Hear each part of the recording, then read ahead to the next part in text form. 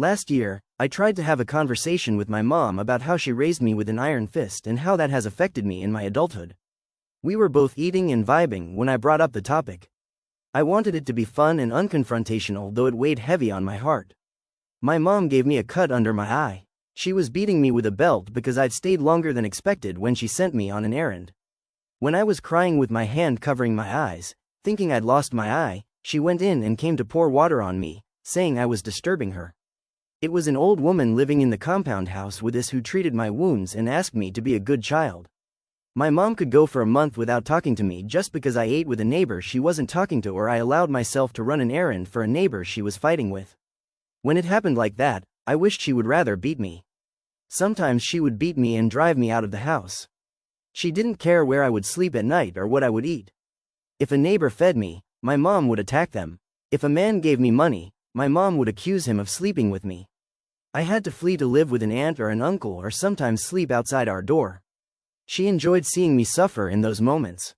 If I hadn't been strong-willed and a little bit stubborn, I would have been pregnant at 14 or 15. So I said, "Mom, that was a hard time for me. I thought I wasn't even your child. I thought I was left with you and you were frustrated." I started recounting some of the moments that stuck in my brain. I spoke about them with smiles on my face, trying very hard not to make her feel bad.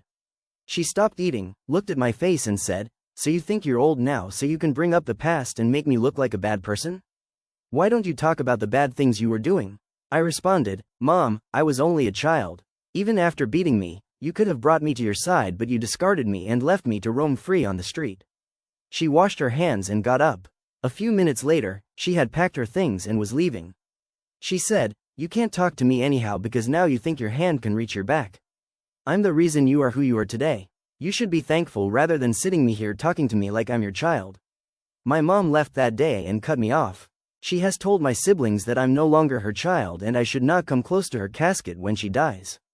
I swear I wasn't angry or talking to her harshly, but to date, she doesn't talk to me. I've gone to her with elders trying to explain. She says I should go to hell, so I'm in hell now, just that this hell is more bearable than the one I experienced when I was her child.